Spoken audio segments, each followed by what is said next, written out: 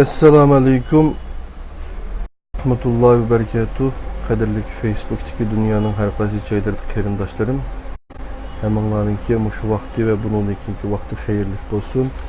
Ben Abdülaziz Baştoğrak İstanbul'dan Bayrampaşa'daki tedbir şirketimizden sizlerge Allah'ınki güzel cennet salamı boğan Esselamu Aleyküm ve Rahmetullahi ve Berekatuh diyen salam bilen birlikte bugünkü bu iman insanın bəxti degan bunu kitaptan birinci babның xulası, ondan ikinci bab tevhid ve tevhidninki bazı türlerini sizler bilen ortaklaşımız.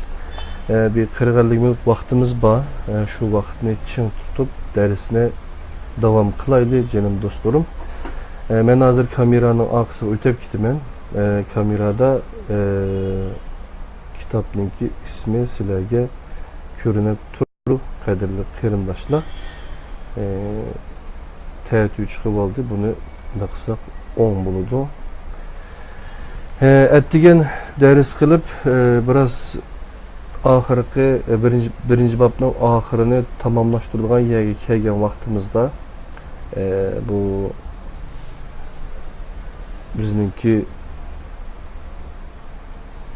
tor biraz ketip aldı. Şunun bilen birinci babni tamamı bilen ayaklaştırılmay kaldık. Hazır birinci babninki en ahirdeki iman ve tasavvuf onunkinkin xulasa deganni so'zlab o'tgandan keyin ugunib o'tgandan keyin texmi to'g'ri qilib aytgan chog'da ikkinchi bab tavhid insonning g'oyasi. Tavhid degan nima?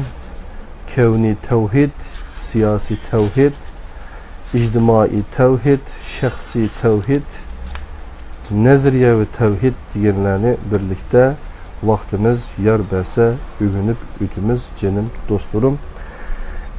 Diqqətinizlə tədbiriyəsin dərslərdə qulağınla inşallah imanның tarixinin birinci bab imanның tarixinin xulasası bilen ikinci bab tevhidni birlikte öğüneyle kadirli kırındaşlar diqqətinizlə bu dersimizde olsun. İman ve tasavvuf. İman tarixida kalamның oynagan roli haqida to'xtalib, tasavvuf ve felsefenin bulubmu tasavvufның oynagan roli haqida to'xtalmaslik bir kemtüklük bulup qalıdı. Aqlni vahiyning, tafakkurni imanning, gumanni yaqin, yani ro'shan ma'lumotning oldiga qo'ygan klassik felsefening dinga tutgan pozitsiyasi mundaq. Ularningcha din aql tarafidan bilib yetilgan haqiqatning avamның düşünüşünü oңайлаштырыш üçün bir türküm addi simovul ve kaidelerge mücessemleştirilgen, celib kılarlık ve düşünüşlük halgı keltirilgen şeklidir.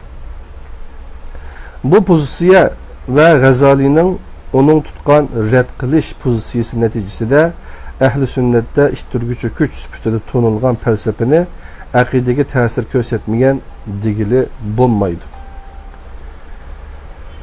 Keyinki mezgillerde Razi, Amidi ve Beyzavi'nin kalam bilen felsefeni birleştiriş tirişçallığı yukarıda oturup koygan karışımızga tesir kösetmedi. Tasavvufның akidik boğan tesiri hemmigi ma'lum. Gerçi İzmirli tasavvufta bid'at boğan ibadetlerge okşaş, kalam yoludumu bid'at boğan itikatla ba. Diyen bozumu tasavvufның tesiri fakat ibadet bilen çekilinip kalmagan bulup, kalamga o'xshash aqidega ta'sir ko'rsatgan. Shariatning tavhid haqida o'ttirib qo'ygan o'lchamlarini yetarlik deb qaramagan mutasavviflar tavhidni tavhidi g'usudi, tavhidi shuhudi, ya'ni Allohdan g'ayrini o'ylamaslik va tavhidi vujudi, Allohdan g'ayri hamma mavjudiyatni yo'q deb bilish deb uchga ayirgan. Avamning tavhidi deb atagan kalima tavhid, la ilaha illallah, Allah'tan başka ilah yoktur ne? Bularning sırtıda kaldığım.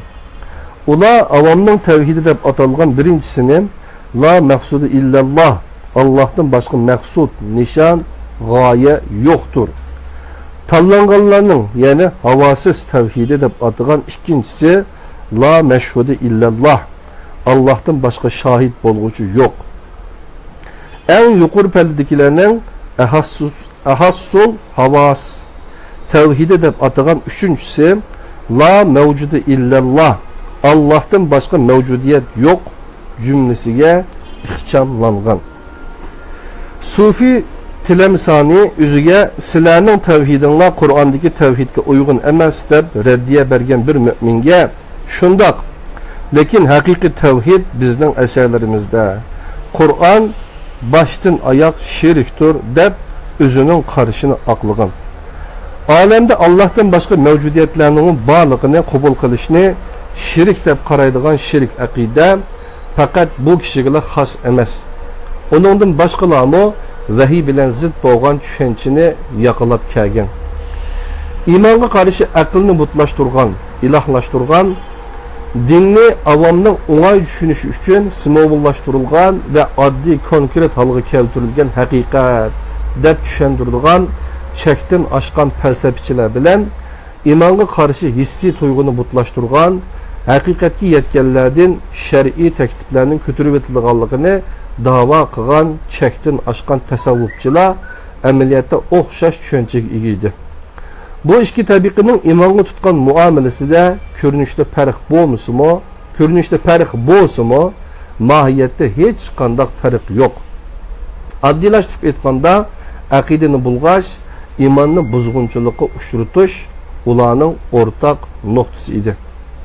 Sunniy mazhabi tasavvufining ichidan chiqqan va g'ulati sufiyya, chekdan oshgan sufizm ichidan o'rin elishi kerak bo'lgan vahdati vujud, mavjudiyatning birligi aqidasi agar mustaqil bir din bo'lish da'vosi bilan o'ttirib chiqqan bo'lsa edi, bu aqimning temimiz bilan munosabati bo'lmaydi. Lekin bu aqimning islomning asosli manbalarini ul qilib, o'zini yo'lli qilib ko'rsatmoqchi bo'lishi islomning sab aqidasiga qisman ta'sir ko'rsatgan. Yuqorida Tilemsani'da naql qilgan jumla tushunishlik bo'lmagan bo'lsa, vahdati vujud aqidasining mohiyatini tushuntirib beradigan tuvandagi uzunda mazkur jumlaning bir sharhisidir. Rabbim faqat uning o'ziga ibodat qilishinglarni buyurdi. Isra 23-oyatini İbn Arabi mundaq tafsir qilgan. Shakilchi olimlar oyatdagi qado kalimasini buyurdi degan ma'noda tushunadi.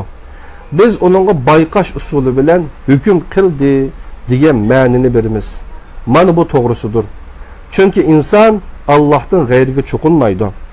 Allohdan g'ayriga cho'qinganlarmi bu butlarga faqat o'zlarini Allohga yaqinlashtirsin deb ibodat qiladiganligini e'tirof qiladi. Barliq butlar haqiqiy ilohni tamsil qilganligi uchun onunga vakolatan ibodat qilinadi. Ular çoqungan her narsa uluhiyetki nisbat qilingan surat yoki shakldan iboratdir. Şuna Allah'mı ularning rizqini beridi, ehtiyojini qamdaydi. O ularning shakl va butlarga moyil bo'lishiga ajablanmaydi. Ular jismlarni iloh deyish va jismlarni ilohga o'xshatish sababidan xatolashgan bo'lsa-mu, natija e'tibori bilan o jismlarmi vahdatning bir ko'rinishi bo'lganligi uchun maqomda xatolashmagan bo'ladi. Allohning kitobini boshdan oyoq Allohning diniga va tavhidga zid bir shaklda sharhlashning eng tipik o'rnagi bo'lgan bu qurlar iymon va kufr, tavhid va shirk, haq va botil, vahiy va zon, gumon, farz o'tirishga chek-chegarani buzib tashlamoqda ve bularını birbiriga aralashtirib etmekte. Sizlarning ilohinglar bir ilohdir. Bakara 163-oyat. Ayeti bu zihniyet tarafidan qandoq tafsir qilinganligiga qarab boqaylik. Allah bu ayet orqali musulmonlarga xitob qilgan. Allohga yaqin bo'lish uchun Allohdan g'ayriga cho'qinganlar Allohdan g'ayriga cho'qingan bo'lmaydi. Bu ayet orqali Allah bizga sizlarning ilohinglar bilan Allohga shirik qo'shish orqali Allohga yaqinlashmoqchi bo'lgan mushriklarning ilohi birdir demakda. Bu nuqtada Rasulullohning bir umr nima uchun kurash qilganligi, Qur'onning nima uchun mushriklarni nejis, ya'ni Tavba 28-oyat qaralsa bo'ladi, deganligi haqida o'ylanib beqishga to'g'ri keladi. Meningcha bu muomala Qur'on nejis deb atagan pozitsiyani paklashga tirishganlikdir. Lekin qanchalik tirishqan bilan nejisining tozalanib poklanishi mumkin emas. Munofiqlarning mu'min ekanligini da'vo qilgan ozg'un murjiyalarmi mushriklarning mu'min ekanligini aytishga, hatto Qur'ondan dalil keltirib turib aytishga jur'at qilolmagan edi. Islom ilm tarixining chaqnagan yulduzlaridan biri bo'lgan Ibn Arabi mashhur Fususul Hikam nomli kitobida nubuvvat, payg'ambarlikni kesaklar bilan qo'pirilgan bir tamg'a o'xshatdi. Bu aslida Rasulullohning bir hadisining eslatilishi edi. Bu hadisda Rasululloh mundaq degan: "Nubuvvat kesaklardan qo'pirilgan bir tamg'a o'xshaydi. O tam putib qolgan bo'lib, faqat bir kesaklik o'rin bo'sh qolgan. Men bu bo'shliqni to'ldiradigan kesak. Mendan keyin nabiy yoki rasul kelmaydi." İbn Arabi aslida tamdagi bo'sh o'rinning bir emas, ikki kesaklik ekanligini, uning birisi oltin, yana birisi kumush kesakdan bo'lgan Xotamul Anbiya, nabiylarning oxirgisini tamsil qilgan kumush kesakni Rasulullohning ko'rganligini, lekin Xotamul Avliya, valilarning oxirgisini tamsil qilgan oltin kesakni ko'rmaganligini bu hadis bilan bayon qilganligini aytdi va bu ikkisidan birisi kam bo'lsa, nubuvvat timi hargizmo tamomlanmaydi deydi. Aslida nabiylarning oxirgisi bo'lgan rasulni tamsil qilgan kesakning kumush, valilarning oxirgisi Xotamul Avliyani tamsil qilgan kesakning oltindan bo'lishini, nubuvvatning zohiri, aniq ko'rinadigan, ma'lum bo'lib turadigan va velayet, varislikning batini, yushurun, maxfiy bo'ladiganligi bilan izohlagan. Tahavi aqidi sharhi İbn Arabining bu izohatini uni takfir qilishga yetarli deb dalil deb qaraydi va keltirgan misoldan nafsi, ya'ni o'zini oltin kesak, Rasulullohni kumush kesak deb ko'rsatkichidan o'ta qaysi kafir bor deydi va sharih o'zini tutib olmay mundaq degan: İbn Arabi va uning o'xshashlarning kufri Allohning rasuliga nozil bo'lgan, bizga mi nozil bo'lmaguncha iymon etmaymiz. En'am 124-oyat. Tikidagi digüçülərinin küfürdən beterdir. İbn Arabi və onun oxşaydıqanlar cehennemnin en çonqurudaki ittihadiyye, yani hulul akidesideki münafık ve zındıqlardır.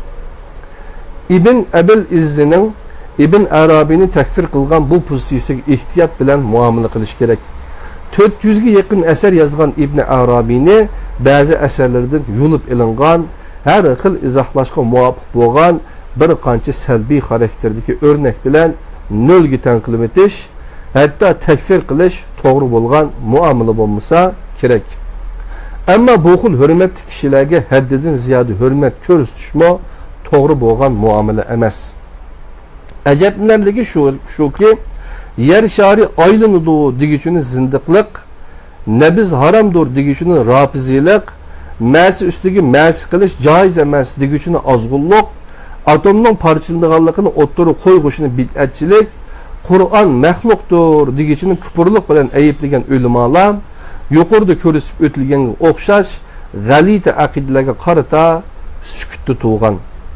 Bu xil aqidalarga tutgan keng qo'saqlikning mingdan birini yuqoridagilar bilan selishtirg'ili bo'lmaydigan va nurg'uni aqidiy bo'lmagan ixtilofli masalalarda ko'rsatilmagan. Acaba buning sababi, hikmati zodi nimadir? Islom axloq va fazilatini himoya qilish maqsadida barpo qilingan sofizm ba'zida yuqorida ko'rsatilgandek aqidiy ozg'unliklar bilan to'g'ri bo'lgan iymonning oldida bir to'saqqa aylangan. Bu aqidiy ozg'unlik ba'zida axloqsizlik, ba'zida terror va boshbashtaqlik shaklida o'ttirg'i chiqqan. Ko'pincha vaqtda davlat va hukmdorlarning zulmini yo'lliq ko'rsatilgan bir vosita bo'lish rolini o'ynagan. Bo'libmi 12 va 15 asrlar orasida Anadolu'ni nufuzi ostiga olgan bu sufizm tarafdori jamoatlardan haroq va zina qatorliq haromlarni mubah deb qaraydigan shamanizm, İslam aralashması bir aqidini, şamanizm İslam aralashması bir aqidini tariqat ismi ostida qabul qilgan hurufiylar, qalendarilar va hashhashiylar birinchi gruppa axloqsizlikqa hem Selçuk hakimiyetini hem dastlabki mezgildagi Osmanlini xili avara qilgan ve pat isyan ko'targan Babailar, Haydarilar ve Surh Sari yani Qizilboshlarni ikkinchi turkum terror ve boshboshdoqlikka misol qilib ko'rsatishga bo'ladi. Hatta bularning ichida Anadolu'nun musulmonlashiga qo'shgan to'pisi bilan mashhur bo'lgan Yesaviylarning mo er ayol aralash qo'l tutishib zikr elib bağlılığı ma'lum. Birinci babning xulosasi, yine imanning tarixi. Xulasa. İmanning tarixini mavzularga ayirib yakunlashga to'g'ri kelsa, uni nubuvvatdan bugungacha birinchi imanning qaytadan barpo qilinishi, ikkinchi imanning kalomlashtirilishi, üçüncü kalamning iman aqidaga aylantirilishi, to'rtinchi aqidaning bulg'unishidan iborat to'rt temiga ayirishga bo'ladi. Yuqorida tilga to'rt bosqich ichida birinchisidan boshqasi imanning buzg'unchilikqa uchrash bosqichidir.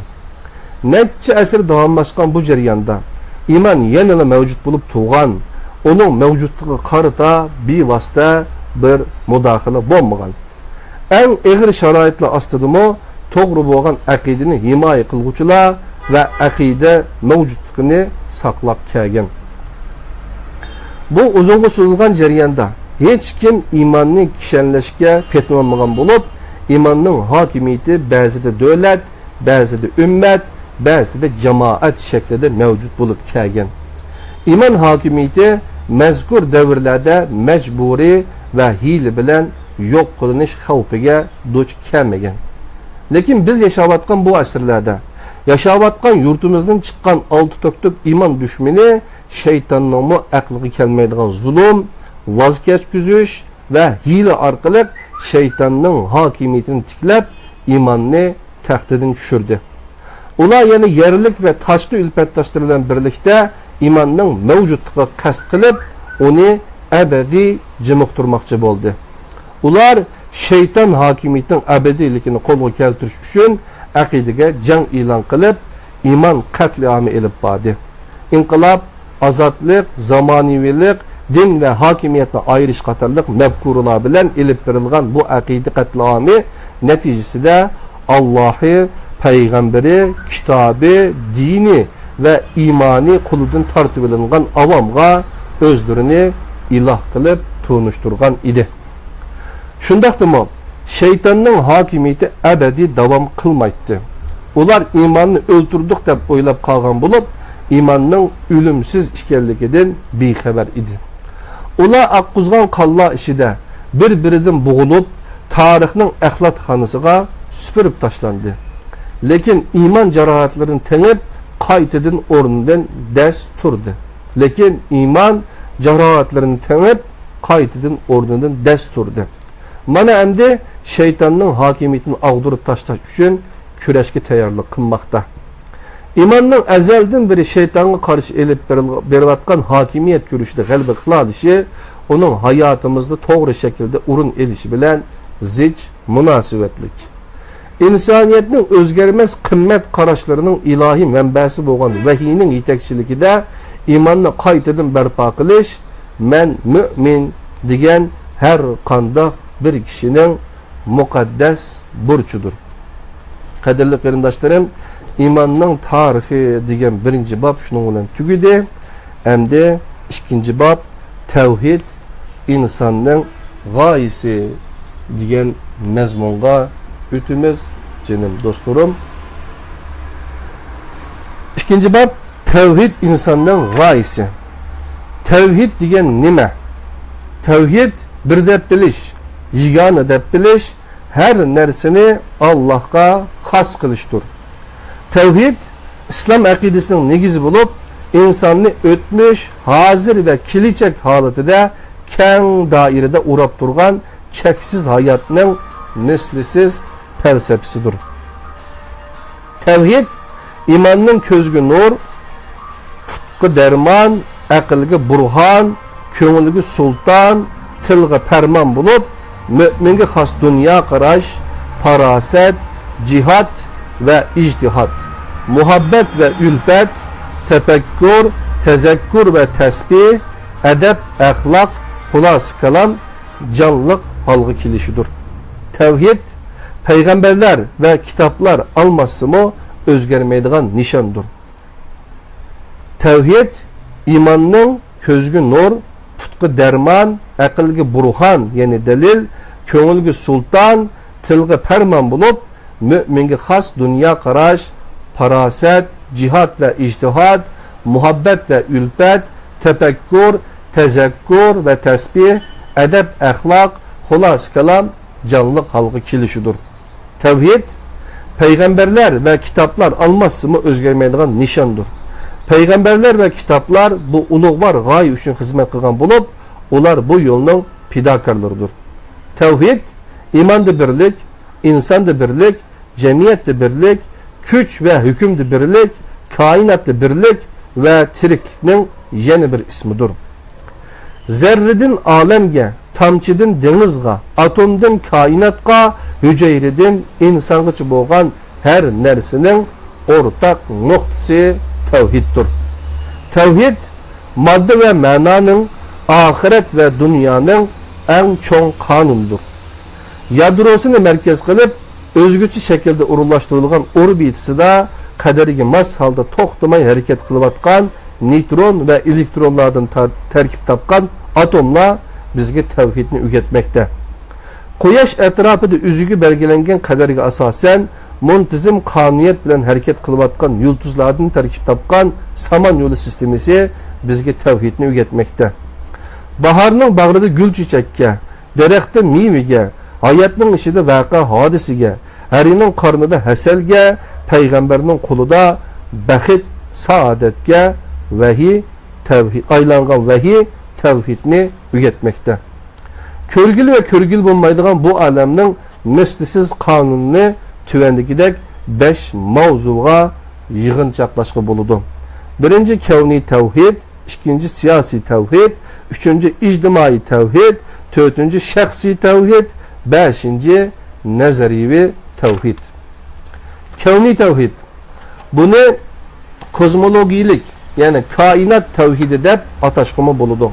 Bu tevhid siyaside nitron, bu tevhid sayesinde nitron ve Platon'dan terkip tapkan yadro, bu yadro etrafında hareket kıladigan elektronlar birleşip atomlar birleşip maddeni hasıl kıldı. Maddeler birleşip yıldızlar samanyolu sistemisi planetlarını. Bunların hemmisi kainatını şekillendirildi. Onundan halkıgan kısmını aklımız ve hiyalimiz tasavvur kılışka acizlik kılıdı. Kainatlar birleşip kainatlar ikin zarlıkını şekillendirdiğinde belkim.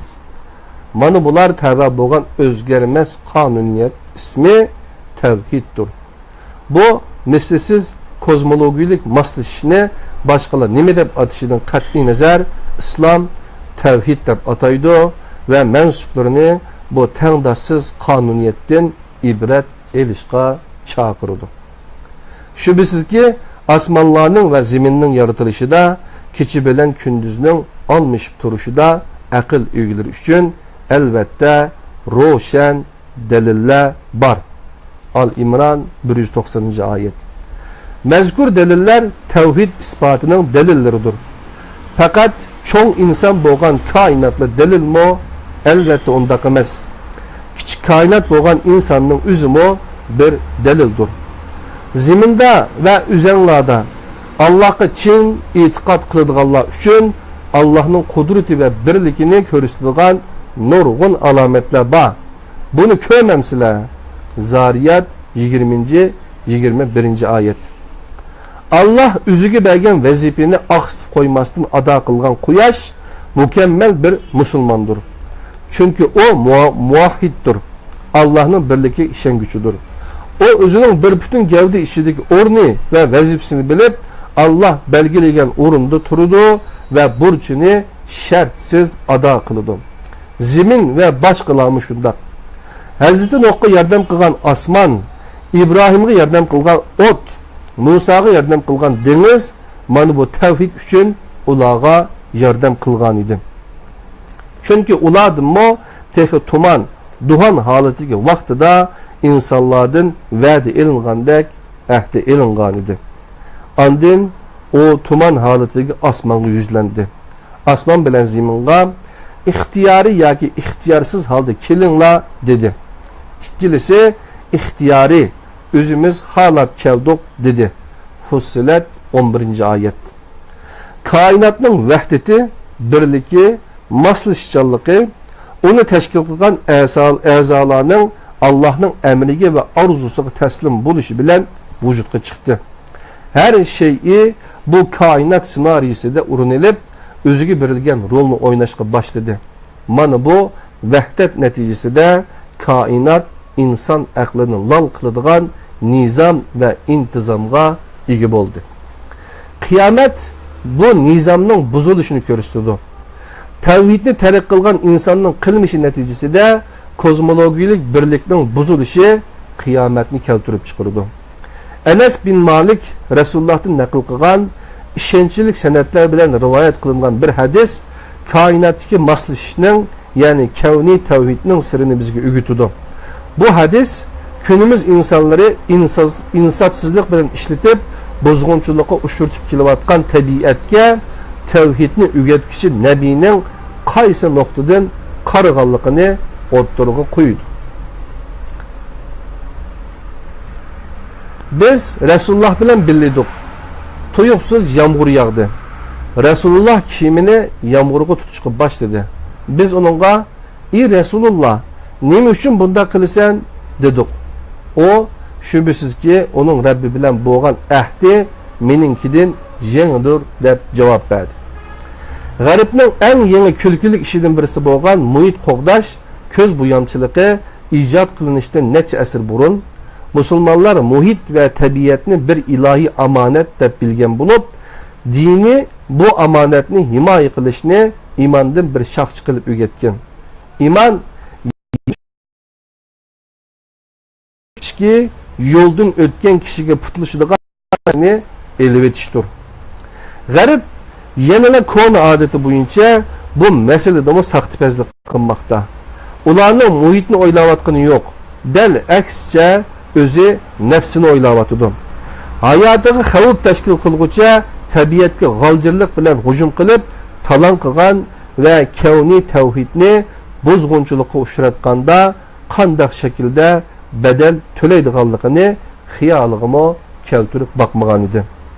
Müslümanlar ekologik tampuqlıqni saqlashni bir imani mesele deb bildi. Bunun için 14 asırdan buyan xushbo'y işletip kelayotgan bo'lsa-mu, atmosferadagi ozon tabiqasiga ziyon yetkazishni o'ylab bakmadı. G'arb madaniyati xushbo'y ishlatishga boshlag'ili 2,5 asr bo'ldi. Lekin ular islom tavhid deb atagan dünya qarashdan yo'qsin bo'lganlikdan ular ishlatgan xushbo'yning yani atirning neticesi qisqagina muddatda o'tirg'i chiqdi. Neticede insanın hizmetiga topshirilgan tabiatga ziyon yetkazishni normal bir ahvol deb qaraydigan bo'ldi. G'arbning zimindagi barliq boyliqni talon qilgani oz kelgandek, endi ular tabiat va muhitni asrashni bahona qilib, o'zlariga cho'ng bir bozor shakllantirish bilan ovora. G'arb bu hiylasi bilan jinoza lavozimati sotadigan qotilga o'xshab qolmoqda. Başta bulgap nep aldı, endi onu tazlaş bahanesi bilen nep almakçı. Müminin toprak, dünya ve kainat bilen kılgan ehdisi var. Çünkü o hem kainatның hem insanның Rabbige vədi bəgin. İnsan kainat bilen birlikte Rabbige bəgin vədisini ada kılıdı. Onunla ziyan yetküzgellik ehdige vapa kılmıqallık buludu. Muvahhid insanның muahid kainat bilen boğan münasibeti tevhid dairesi içinde buludu. İnsan bilen kainat oturuz ki bu münasibetini insanın pesillik meyvelerini köngli tartışı ve bazı ruh ikiselliklerinin baharda aziz katarlık misallardan kürvağılı buludu. Meyli insan bilen tabiat yoki tabiat bilen tabiat ve yoki insan bilen şeyler o'tirisidagi normal moslashchanlikni buzib tashlash ve zidlash tavhidga zid harakat qilganlikdir. Bu sebep bu xil harakat shirkning bir türüdür. Allah belgileyen kainat tertibini buzib tashlaydigan her qanday harakat oshqun bag'iylik bo'lib, bu ilahi sistemaga qaratilgan her qanday buzg'unchilik harakati haman bir kuni eg'ir oqibatni keltirib chiqarib jazosini tortadi. Bizni yaratgan tuproqning, suvning, zaminning ve osmonning yaratquchisidir. Bu sebepten ular mahluqotlar ishidagi hamrohlarimizdir.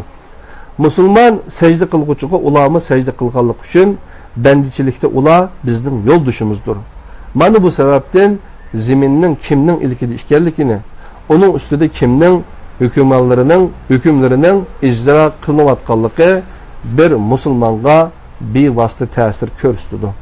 Chunki falsafasi, nazariyasi, amaliyati bilan boshqarush deb atalgan siyosat tavhidning ayrılmaz bir parçası bo'lib, tavhid müminning aqidasidir. Tavhidning bu parçası siyasi tavhid deb ataladi. Siyasi tavhid. Yani mahallaki kevni tevhidde okup öttük kadarlı kırındaşlar. Şu Kyoto şartnamesi de bir şartname varken şu uzun tabi katliminki buzulup gitmesi için dünya muhitini qoğdaş için Kyoto'da geçilgan yığın bilen bir şartname, hitapname, şartname imzalangan iken imzalayımızda bir yığını çıktıkken bununla bu Trump, Amerika'nınki Trump prezidenti kol koymayımız, onunla katlaşmayımız dedi kadarlı kırımdaşlar. Amerika'nın hazırki ahvalini köydük. Siyasi tevhid. İslam akidesinin yadrosunu teşkil kılgan tevhidin işide tevhidi siyasinin özgüçü ornu var. Çünkü siyaset keng daireden elip etkanda başkuruş ilmidir. Siyaset terbiyeleş, igi çıkış, hal ahvalının haber eliş degan ma'nilarga ega. Bu sebepten at köndürüş Arapçada seyis deb atıldı. Bu kelime siyaset kelimesi bilen okşaş bir söz yıldızlıdan türünüp çıkan. Palancının üzüge has siyaseti var degan vaqtimizda bu arkalık mezkur kişinin başkuruş, idare qilish uslubini nazarda tutgan bo'lamiz.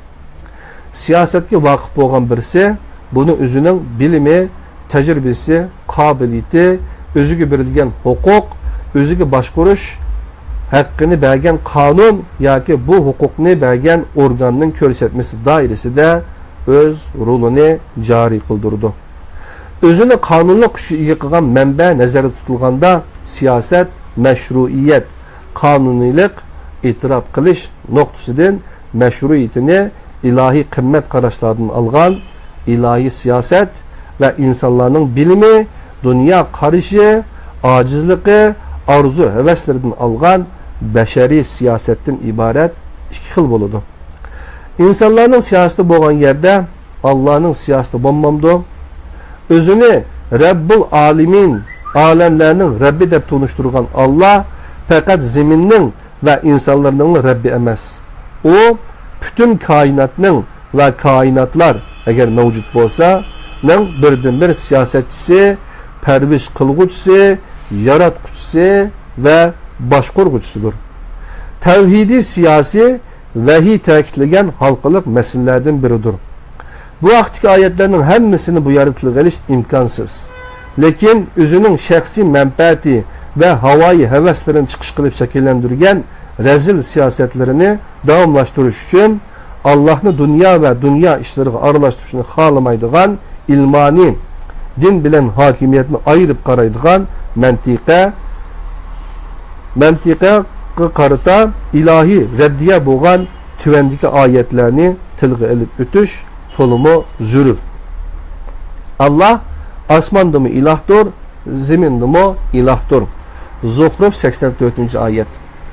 Allah'ın başkuruş hukukunu ve siyasetini fakat asmanlarga xas qilib yer yüzündeki siyasetten yirak tutuş tevhidi siyasiga xilofdir. Tevhidga xilof bo'lgan har qanday tushuncha va qilmish shirkning bir tarmoqidir. Allah o'ziga siyosatda shirik o'rtaq qo'shmasin deb bu haqiqatni kitobida qayta ta'kidlamoqda. Sizlarning ilohinglar bir ilohdir. Onunğa bo'ysuninglar. Haj 34-oyat. İlahinglar birdir. Osmonlarning, yerning ve bularning orasidagilarning Rabbi Allah'tır. Saffat 4-5-ayet. Şundak, Allah özünü dünyadaki işlerine arılaştırışını xalamaydigan ilmanilarning mı Rabbidir. Allah özüge Allah'a iman etqanligini jakalab, andın Allah'ni pensiyaga chiqarib o'tmoqchi bo'lgan barliq parazit qon sho'rug'uchilarning mı Rabbidir. Allah sizlarning ilahi kitabı yo'qlarning, nebisi yo'qlarning, ateistlarning ve ateistlarning mı Rabbidir. Allah Hazreti Nuh, Musa, İbrahim ve Muhammed'nin Rabbi bulup qolmasdan Nemrut, Firavun, Abu Cehil ve ularning günümüzdeki ergeç güçlerinin mı Rabbidir. Yığınçaqlaganda Allah kafirlarning, tağutlarning, butlarning ve butperestlerning mı Rabbidir. İnsaniyet tarihi Allah'ның ularni qandaq tarbiyalaganligining Rabbani siyosati bilan ularni qandaq siyoset yani terbiye qilganligining sanoqsiz örnekleri bilan to'lib taşmakta. İnsaniyet Allah'ni siyasetleriga aralashtirishni xalamagan. Bulan talanglarga, ahlaksızlık ve numussuz qilmishlariga Allah ve onun siyasetini to'salg'i deb qarab, Allahsız ve ilmani bir cemiyet yaratmoqchi bo'lgan Lenin, Stalin, Çavuşeskularning, Enver Hocalarning ve ularning izbasarlarının yurtumuzda ve başka yurtlarda tarixning axlat suvetiga qandaq süpürüp taşlanganlıqıga, bazılarını kömüş üçün tapılırını yer tapalmaganlıqıga hayranlık içinde şahit oldu. Bular Allah'ın yerdimi, asmanladımı bir ilah ekanliginin vaqa hadiseler tili bilen ispatlangan şeklidir. Ular Rab bo'lmagan, ahlaksızlıklarına sükut kılıdığan, zulümleri sebebinden özlerinin cevapkarlığı tartmaydıgan, siyasetlerine arlaşmaydıgan, menfaatlerine çekilmaydıgan, bularni din tonu astıda kapaletki iyi kılgan, ilmani ve hüküm gücünün mahrum bir ilah izleyenidir. İslam'ın Allah'ı Kur'an tonuşturgan Allah bularga maqul deydigan bir ilah emas. Bu sebepten ular Kur'an'ın hükümlerini, İslam'ın siyasetini məni qilib, özleriga yeni ilahlar, kitaplar, hatta yeni din izleşke başladı. Siyasetteki şiriklerini ibadette, itikatta, rububiyet yani Allah'ın her vakit ve makanda məxluqlarının ihtiyacını qamdıqıcı, ularını pərviş qılğıcı, terbiye qılğıcı deb biliş. Yani rububiyetinin mənisi şu. Rububiyette ve uluhiyet yani birden bir ilah deb bilişte şirik koşuş derecesigacha elip badi. Ular bu şirik akidesini ideologiyaga aylandırıp ictimai cemiyetke tatbiqladi. Neticede uzun ötmesden siyasetteki şirik ictimai şirikni keltirip çıkardı. Çünkü tevhidi siyasi paspalga düşürüp koyulgan, çünkü tevhidi siyasi paspalga düşürüp koyulgan, hatta yok kılıngan idi. Tevhid akidesinden bu kısmı zahmelense, o bivaslı halda cemiyette özünü eksettirdi ve ictimai tevhid eğer yara alıdı. Kadirli kardeşler, iman insanın bəxt saadeti degan sizlar ko'rayotgan şu kitaptan ikinci bab tevhid insanın gayesi degan mezmunni birlikte ko'rayotimiz. Bir qancha mezmun qilib qoldi. İnşallah vaktimiz yar bəgüsü. İctimai tevhid. Kur'an tevhid akidesini hayatqa bir bütün şekilde aks ettirish uchun müminni ictimai tevhidga chaqirdi. İctimai tevhid iman hakimiyetinin şartlarından biri. Çünkü tevhid cemiyette muvahhid kişiler arkalık berpa kılınıdı. İctimai tevhidinin birinci ve vazgeçkili olmadığın şartı vahdet, birlik, ittifaklıktır. İttifaklıkni buzgunçuluk uçurtulgan her kandak söz, hareket, tevhid akidesi kılıngan hücumdur. Tüvendik ayetini okup bakaylı, sizlerinin ilahınla bir ilahdır. Hac 34. ayet. Ey insanlar, sizlerinin ümmetinle hakikaten bir ümmettir. Enbiya 92. ayet. Bu iki ayet okşaş şekilde kelgen. Rabbimiz özünün bir işkerlikini bayan kılgan cümle şeklinin okşaşı bilen ümmetinin bir işkerlikini bayan kılgan.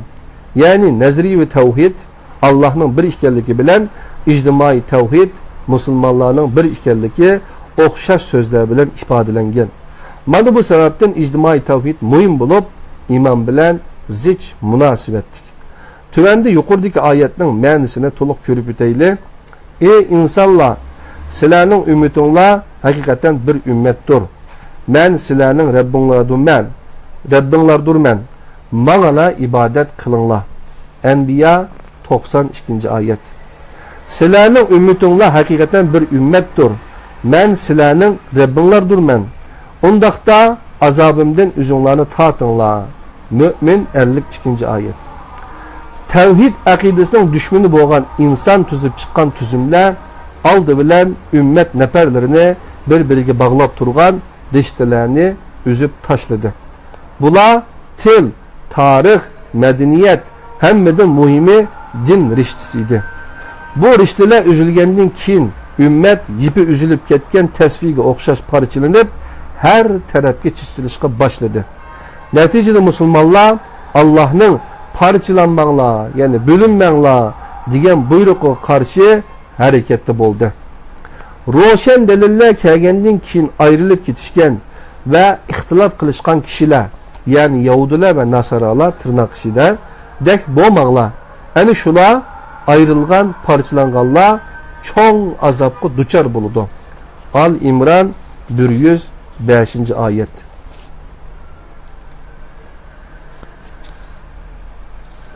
Kadirli kerindaşlar, İstanbul'da hazır hutben namazıga ezan toğlandı. Biz vakitini kıstap kaldı. Derisini müşahede tügütüle. İnşallah ictimai tevhid ve siyasi, şahsi tevhid ve nezri ve tevhidlerini inşallah kelerki saatlik dersimizde birlikte devam kılımız. Yaxşı anlap bergenlikler üçün Allah həminlərdən razı olsun. İstanbul'dan Abdülaziz Beşdoğrak Bayrampaşa'daki tədbir şirketinden sizlərə tədbir yay sin dərisləri İman insanın bəxti degan kitaptan 6. dərisini, sin dərisini birlikte ortaklaşdı. Bu dərisi yaxşı görген bolsanlar, başqalar bilan paylaşıp qoyanglar. YouTube kanalımı yükleyme. İyədən MP3 şeklinde düşürüp Tinstanlarım buludu. Allah'ın özüge amanet bulunla. Esselamu aleyküm ve rahmetullahi ve berekatuhu.